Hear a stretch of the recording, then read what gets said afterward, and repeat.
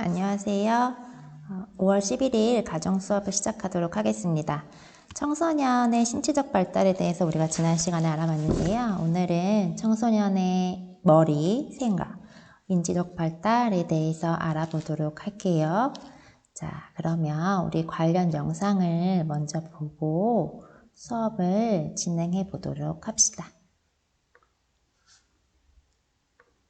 청소년은 아동기에 비해 빠르게 생각할 수 있을 뿐만 아니라 생각하는 방식 자체가 다릅니다. 그럼 어떻게 생각을 하는지 알아볼까요? 행복이란 무엇일까? 돈? 건강? 행복은 가까이 있다는데. 청소년기에는 추상적 사고가 발달하여 눈에 보이지 않는 사물이나 개념을 이해할 수 있습니다. 당신이 먼저 그랬잖아. 내가 뭘 어쨌다고? 사람들이 모두 서로를 사랑하고 배려하는 사회는 없는 걸까? 그러게 말이야.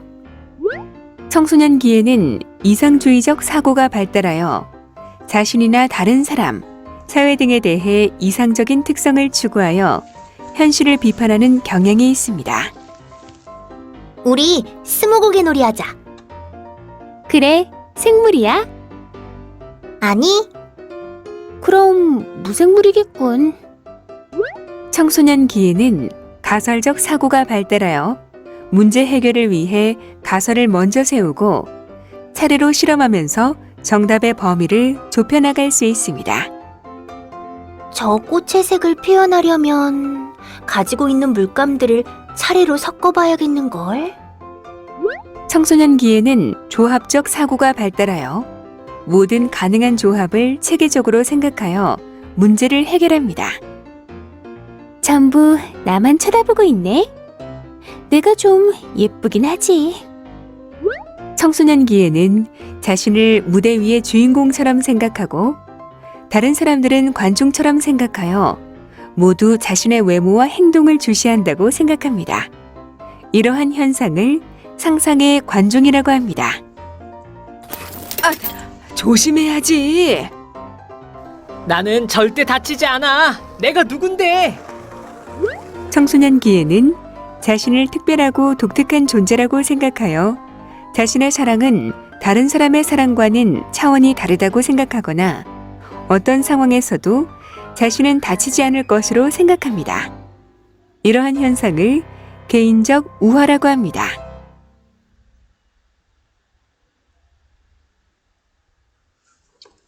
영상 잘 봤나요? 앞서 본 영상에서 우리가 오늘 배울 내용을 아주 잘 설명하고 있어요. 자, 그 내용을 잘 생각을 하면서 오늘 수업을 시작해 볼게요. 오늘의 배움 질문입니다. 청소년기의 인지 발달의 특징에는 무엇이 있을까? 인데요. 여기서 인지라는 말을 혹시 들어봤나요? 들어본 학생도 있고 좀 생소한 학생도 있을 것 같아요. 인지라는 것은 자, 이와 같습니다. 한자로는 이와 같고요. 영어로는 이와 같아요. 이걸 해석을 하자면 인지라는 것은 생각하고 판단하는 사고, 체계라고 할 수가 있어요. 다시 이야기를 해서 정보를 얻고 떠올리고 활용하는 것으로 이야기할 수 있는데요. 데카르트가 이렇게 이야기를 했었어요. 나는 생각한다, 고로 나는 존재한다. 인간에게 생각하는 능력인 사고 능력은요, 굉장히 중요한 능력이라고 할 수 있는데요. 외부에서 오는 자극을 그저 감각적으로 또는 본능적으로만 반응을 한다면 건강한 성인으로 성장하고 생활할 수가 없게 됩니다. 청소년 시기는 아동기에서 올바른 건강한 성인으로 넘어가기 위한 아주 중요한 길목이죠. 이와 더불어서 인지 발달 또한 정상적으로 잘 이루어져야 한다고도 볼 수가 있겠습니다. 자, 청소년기의 인지 발달 특징은 두 가지가 있습니다. 두 번째 게 먼저 나왔네요. 자, 첫 번째로 양적 증대입니다. 이 말은 무엇이냐면 아동기에 비해서 훨씬 쉽고 빨리 효율적으로 지적 문제들을, 인지적 문제들을 해결하고 성취하게 된다는 것을 뜻해요. 두 번째로 질적 향상입니다. 이것은 인지 처리 과정에서의 변화라고 할 수가 있는데 이건 생각할 수 있는 사고의 종류가 다양하고 깊어진다는 것을 의미를 해요. 우리는 이 질적 향상에 좀 초점을 맞출 거예요. 우리의 뇌 사진인데요. 이 뇌 그림을 보면 전두엽, 두정엽, 측두엽, 후두엽과 같은 기능, 명칭들이 있죠. 자, 우리의 뇌는 태어나면서부터 꾸준히 발달을 합니다. 그래서 우리의 뇌 발달은 이미 아동기에 90%가량 진행이 되지만 청소년 시기에 급속히 발달을 이루는 부분이 있어요. 바로 어디냐면 잠시만요. 바로 이 전두엽 부분입니다. 우리 뇌에서 앞쪽, 이마 쪽에 위치하고 있고요. 이 부분은 우리가 감정을 느끼고 그 다음에 우리가 움직이는 능력, 운동 능력을 지휘하기도 하고요. 그 다음에 생각하는 능력의 전반, 지적 기능의 전반을 다루는 영역이라고 할 수가 있어요. 이 전두엽은 오케스트라의 지휘자 같은 역할을 합니다. 그래서 인간의 생각이나 행동, 감정을 조절하는 역할을 하죠. 다른 영역에서 전달되는 감각 정보들을 골라서 선택하고 통합하고 그 다음에 그걸 가지고 판단하고 그것으로 적절한 계획을 수립하고 실행에 이르기까지 이런 연결을 하게 되는데요. 이 전두엽이 제대로 발달을 하지 못하게 되면 생길 수 있는 문제가 있어요. 무엇이냐면 합리적인 판단을 하지 못하게 돼요. 현명한 생각을 할 수 없다는 뜻이죠. 그 다음에 감정 조절을 잘 못하게 돼요. 그래서 분노 조절 장애가 온다든지 화가 잘 난다든지 아니면 이제 별로 재밌는 상황이 아닌데 웃고 있는다든지 이런 감정 조절이 잘 안 되게 되고 또 의욕도 없고 무감각한 상태를 유지하게 됩니다. 또한 미래를 예측하는 능력이 부족해서 그때그때 반응적으로 행동하는 경우가 굉장히 많아요. 그러면서 변덕도 심하고 결정 장애도 잘 오고요. 계획은 세울 수는 있으나 막연한 계획을 세우거나 포기가 매우 빠릅니다. 대표적으로 게임에 중독된 뇌를 보면 그러한데요. 게임 좋아하는 친구들 여기 잠깐 집중했으면 좋겠어요. 이러한 기사가 나왔어요. 연구 결과죠. 인터넷에 빠지면 뇌 전두엽 발달 장애가 일어난다. 그래서 이해 판단력을 낮추게 된다라는 결과가 나왔대요. 어떻게 되느냐? 인터넷 중독이 사람의 학습 능력을 떨어뜨리는 과정이라고 해요. 우선 뇌 기능 발달 시기에 인지 능력을 담당하는 전두엽의 신경회로 활성을 신경회로가 잘 움직이지 못하도록 활성을 떨어뜨리고요. 그 다음에 다양한 학습 자극을 제공해주지 못하기 때문에 인지 능력의 발달 기회를 잃게 됩니다. 또한 그로 인해서 사회적인 현상, 그 다음에 문화적인 현상에 대한 통합적인 이해도가 감소하게 돼요. 그로 인해서 우리가 직접적으로 학습 능력에 어떠한 영향을 주느냐, 단기 기억, 암기력을 담당하는 해마라는 곳이 있는데 이 해마의 신경회로 활성도를 떨어뜨린다. 다시 말해서 암기를 잘 못하게 만든다라는 거예요. 그 다음에 장기간 지속 시 주의력이나 집중력에 악영향을 미친다. 이 말은 집중을 잘 하지 못한다는 뜻이고요. 그 다음에 수리력, 우리 수학 능력, 그 다음에 숫자를 암기하는 것 같은 학습 능력 저하로까지 연결이 된다고 합니다. 더불어서 지능이 낮은 학생일수록 오히려 더 인터넷에 더 잘 빠진다는 연구 결과도 있다고 해요. 인터넷이 지능을 낮게 만들고 그 지능이 낮아진 것이 또다시 인터넷에 빠지게 한다는 이런 악순환 고리인 거죠. 자, 그러면 여러분들은 얼마만큼 인터넷에 중독되어 있을까요? 우리 테스트를 한번 해볼게요. 인터넷 중독을 알아보는 체크리스트인데요. 이거 문항들을 쭉 읽어보고 우리 점수를 한번 내보도록 하죠. 선생님이 시간에 5분 정도 줄게요.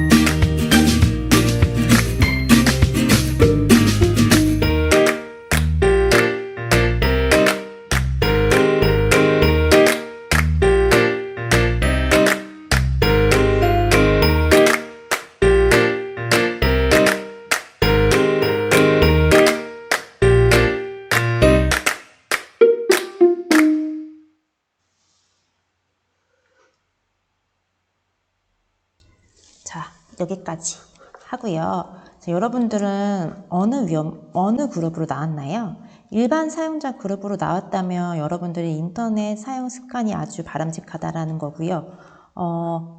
더 뒤로 잠재적 위험 그룹, 고위험 그룹으로 갈수록 인터넷 사용 습관에 문제가 있다는 뜻이에요. 그래서 이 뒤 그룹으로 나온 학생일수록 내가 하루에 얼마만큼 인터넷을 사용하고 인터넷을 사용할 때 어떠한 활동들을 하고 있는지 한번 찬찬히 되돌아보고 그것을 좀 줄여나갈, 조절할 필요가 있다고 하겠습니다. 자, 그러면요. 자, 이걸 지우고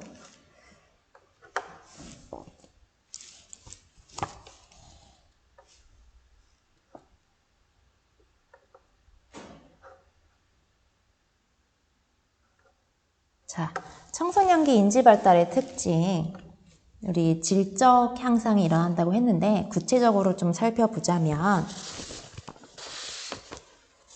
이렇게 4가지입니다. 추상적 사고와 그 다음에 가설적, 연역적 사고, 그리고 체계적, 조합적 사고, 그리고 이상주의적 사고, 이렇게 큰 틀로 4가지인데요. 이름들이 조금 생소하고 어려울 수 있을 것 같아요. 그래서 하나하나씩 볼 건데 추상적 사고부터 보도록 하겠습니다. 여기 왼쪽에 추상적 사고라고 써 있죠.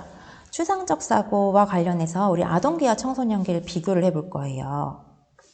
자, 아동기에는요, 우리가 생각을 할 때는 생각을 할 수 있는 근거가 반드시 눈에 보여야만 해요. 현실적으로 존재해야만 하죠. 그리고 구체적 사실에 기반한 사고를 합니다. 반면 청소년 시기에는 눈에 보이지 않는 것도 생각할 수 있어요. 예를 들어서 정의나 행복, 나눔, 봉사 이러한 것들에 대해서 고민을 할 수 있다는 뜻이죠. 다시 말해서 추상적 사고라는 것은요, 개별적 사례들로부터 일반적인 개념이나 원리를 형성하는 사고 방식을 이야기를 해요. 청소년 시기에는 아동기에 했던 그런 구체적인 사실들에 기반한 사고들을 모아서 그것보다 더 큰 개념을 형성하는 사고 방식을 이야기를 합니다. 그래서 자료들을 비교하거나 대조하거나 사실적 설명들을 가하는 것은 구체적 사고에 속하는 반면에 그러한 자료들의 근거에서 새로운 것을 추론하거나 비슷한 것을 유추하거나 추론된 내용들 간의 논리적 관계를 설정하는 것은 추상적 사고라고 할 수가 있어요. 다시 이야기하지만 더 상위 버전의 사고 방식이라고 할 수가 있겠죠. 이러한 추상적 사고는요, 청소년기에 획득해야 되는 개념이 하나 있는데 굉장히 중요한 개념이에요. 나중에 배우겠지만 자아정체감이라는 것이 있는데 그 자아정체감을 형성하는데 굉장히 필수적인 능력이다라고 할 수가 있겠습니다. 자아정체감의 대표적인 질문이죠. 나는 누구지? 그리고 인생이란 무엇이지? 정의란 뭐야? 행복이란 뭐야? 것에 대한 고민을 하게 되고 답을 내릴 수 있다는 거예요. 자, 두 번째로 연역적 사고인데요. 연역적 사고는 예를 들면 이거예요. 첫 번째, 사람은 생각한다. 두 번째, 나는 사람이다. 그러면 세 번째는 어떠한 답이 나올까요? 그렇죠. 고로 나는 생각한다. 사람은 생각을 한대요. 나는 사람이래요. 그러면 나는 생각을 할 수 있다는 거죠. 이렇게 앞선 전제에서 필연적으로 어쩔 수 없이 이렇게 귀결되는, 결론이 도출되는 성격의 추론 방식을 연역적 사고라고 이야기를 합니다. 반면 가설적 사고가 있어요. 가설적 사고는요, 틀릴지 맞을지는 알 수 없는데 미리 계획을 세우는 거예요. 그리고 내가 가설을 세워요. 예를 들어서 만약 무엇이라면, 그러니까 보통 영어로 치자면 if라는 단어를 쓰죠. 만약 무엇이라면 뭐뭐 할 것이다 또는 뭐뭐 하지 않을 것이다 라는 식의 가설을 세웁니다. 그리고 이걸 차례대로 시험을 하고요. 문제에 대한 정답의 범위를 점점 좁혀나가는 추론 방식을 가설적 사고라고 이야기를 해요. 대표적인 활동으로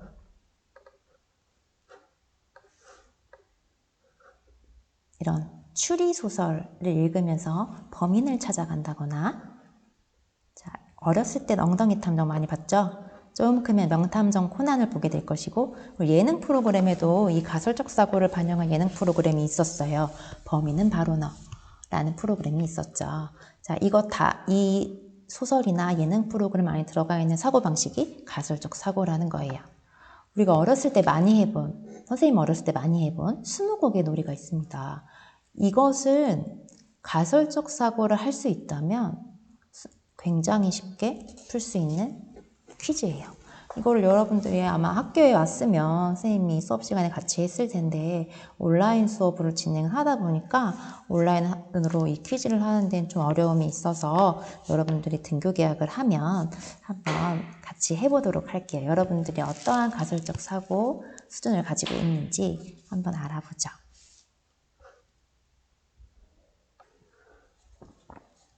자, 반면 체계적 조합적 사고에 대해서 알아볼게요. 체계적 사고, 조합적 사고란 무엇이냐? 과학자처럼 사고하기, 생각하기 시작한다는 것을 이야기를 해요. 자, 아동계에는 어떤 문제를 해결을 할 때 시행착오를 계속 겪어나가면서 겨우겨우 문제를 해결을 해요. 근데 이거를 어떻게 해결했니? 나한테 알려줄 수 있겠니? 라고 이야기하면 어떻게 했는지 잘 모르겠어요 라는 대답이 돌아오기 쉽죠. 반면 청소년 시기에는요, 시행착오를 계속 겪어나가면서 중구난방식으로 문제 해결하는 것이 아니라 문제를 해결하기 위해서 사전에 계획을 미리 세웁니다. 그리고 그 계획 하에 체계적으로 해결책을 시험에 나가죠. 자, 이것이 바로 체계적 조합적 사고인데요. 보드게임 중에 체계적 조합적 사고 반영한 보드게임 굉장히 많아요. 먼저 하노이탑이 있고요. 러시아어 게임이 있어요. 이 두 가지는 아마 대표적인 체계적 조합적 사고 게임입니다. 청소년 시기가 되면 이 게임을 접하고 이 문제를 해결해 나갈 때 그냥 마구잡이로 하는 것이 아니라 계획을 세우고 그 계획의 결과를 미리 예측을 하면서, 그리고 내 계획이 잘못됐다면 수정해 나가는 과정을 통해서 문제를 슬기롭게 잘 해결을 해 나갈 수 있습니다. 이 게임도 우리 등교 계약하고 시간이 되면 같이 해보도록 합시다. 자, 마지막으로요, 이상주의적 사고입니다. 이상주의적 사고란 나, 그리고 우리, 그리고 지구에 대해서 좀 더 나은 나, 좀 더 나은 우리, 좀 더 나은 지구에 대한 고민을 하기 시작을 한다는 뜻인데요. 예를 들어서 우리 학교의 봉사활동이 너무 형식적인 것 같아. 의미 있는 활동으로 변화할 수 있게 내가 의견을 내야겠어 라는 식의 생각을 할 수 있게 돼요. 자, 다시 말하자면요, 이상주의적 사고라는 것은요, 청소년들은 이상적인 특성, 나와 다른 사람들에게서 이상적이었으면, 이렇게 했으면, 이렇게 변화였으면 하는 특성들에 대해서 생각하기 시작한다는 거예요. 더 나은 우리 사회, 더 나은 삶에 대한 고민을 하기 시작을 하죠. 뿐만 아니라 더 좋은 이상적인 부모에 대해서 고민을 해요. 그러면서 이제 부모님과 갈등도 생기게 되겠죠. 뿐만 아니라 나에 대해서도 이상향이 생겨요. 이상적인 나에 대해서도 생각을 하게 된다는 거예요. 이 이상주의적 사고 또한 청소년 시기에 획득해야 되는 것인, 또는 획득을 하지 못하더라도 고민하기 시작해야 되는 것인 자아정체감을 형성하는 데 매우 큰 도움이 됩니다. 그리고 뿐만 아니라 미래의 가능성에 대해서 상상을 하면서 나의 생애를, 일생을 계획할 수 있게 되기도 하죠.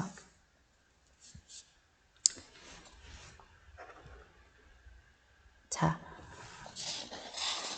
그 다음에 이것은 앞서 이야기했던 거와 조금 다른 결인데요. 자기중심적 사고라는 특성이 또 하나 있어요. 자기중심적 사고라는 것은요, 다른 사람의 생각을 나 중심적으로, 자기중심적으로 추리해서 판단하는 것을 이야기해요. 다시 말해서 나의 생각과 너의 생각은 같을 거야 라고 생각한다는 거죠. 그런데 여러분, 어떻게 생각해요? 나의 생각과 너의 생각은 같은가요? 반대로 다른 친구가 하는 생각을 나도 똑같이 하나요? 모든 것에 다 동의하고 모든 감정에 다 공감할까요? 그렇지 않아요. 그런데 청소년 시기에는요, 자기중심적 사고가 일어납니다. 이것은 자연스러운 현상인데요. 청소년 시기에는 나의 생각뿐만 아니라 다른 사람의 사고 또한 체계화해서 생각할 수 있게 돼요. 그런데 청소년 시기에 일어나는 일들, 급격한 신체적인 변화, 그 다음에 감정적인, 정서적인 변화로 인해서 나의 외모나 행동에 굉장히 몰입되어 있어요. 그러면서 다른 사람들도 자기만큼 나에게 관심이 있다고 착각을 하게 되는 거죠. 자기중심적 사고의 대표적인 예가 두 가지가 있습니다. 첫 번째, 상상적 관중을 만들어요. 나를 바라보는 관중들이 있지 않은데 내가 혼자 머릿속에서 만드는 거죠. 관중을. 자, 상상적 관중을 만들어내어서 내가 주인공이 되어 무대 위에 서 있는 것처럼 행동하게 되죠. 다른 사람들을 모두 구경꾼으로 생각하는 것, 이걸 상상적 관중이라고 합니다. 다른 사람들이 자신을 관심의 초점으로 생각한다고 믿기 때문에 다른 사람들은 관중이고요. 실제 상황에서는 자신이 관심의 초점이 아니다라는 점에서 상상적이라고 할 수가 있겠어요. 예를 들어서 시선 끌기 행동을 한다든지 큰 소리로 웃거나 큰 소리로 말하거나 또는 유치하고 과장된 몸짓을 한다든지 목소리를 낸다든지 말들을 하죠. 또한 또 다른 예로는 거울을 보면서 2시간 가까이 머리 손질을 하고 있다거나 화장에 굉장히 공을 들여서 한다는 경우도 있어요. 왜냐하면 다른 사람들이 다 나를 보고 나를 평가할 것이라고 생각하기 때문이에요. 그래서 이러한 특성 때문에 이성과 마주했을 때 상대방에 대해서 궁금해하기보다는 지금 내 앞에 있는 이성 친구가 어떤 사람인지 궁금해하기보다는 그 이성 친구가 나를 어떻게 잘 바라보고 있을까라는 것에 몰입되곤 하죠. 그래서 좀 소통이 잘 안 되는 경우도 있을 수 있어요. 그리고 다른 친구가 날 서운하게 했을 때 그것을 굉장히 크게 생각하는 경향도 생기기도 해요. 자, 반면 개인적 우화라는 특징도 있습니다. 개인적 우화는 우리가 알고 있는 우화, 이소우화, 그 우화가 맞아요. 이야기를 뜻해요.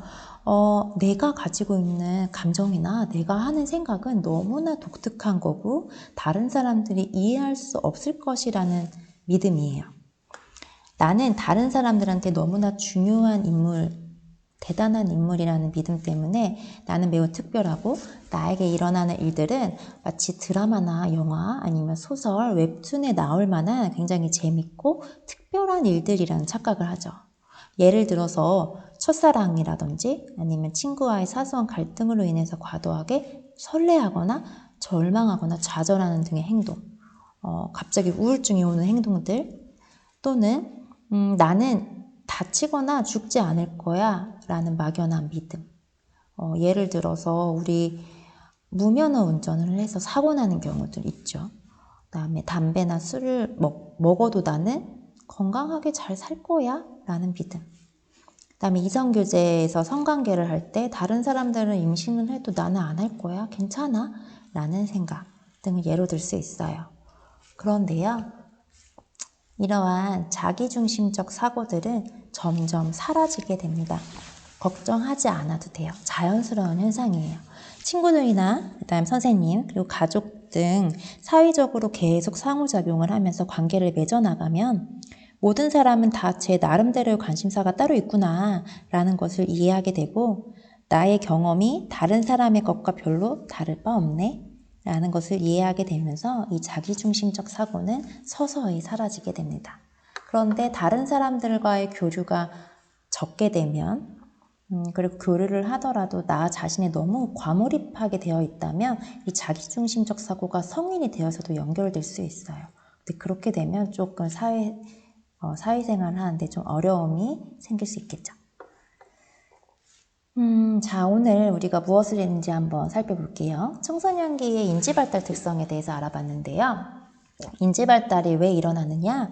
우리 머리 이마 쪽에 있는 전두엽이 활성화되기 시작을 하기 때문에 그렇다. 그래서 우리가 할 수 있는 사고 방식의 종류들은 추상적인 사고, 가설적 연역적 사고, 체계적 조합적 사고, 이상주의적 사고, 그 다음에 자기중심적 사고를 하거나 할 수 있다 라고 이야기를 했어요. 잘 이해가 가지 않는 부분이 있다면 선생님에게 질문을 해도 되고요. 선생님이 여기 강의 밑에다가 선생님의 메일 주소를 남겨놓을 테니까 질문이 있는 학생은 그 메일 주소로 질문을 하면 좋을 것 같아요.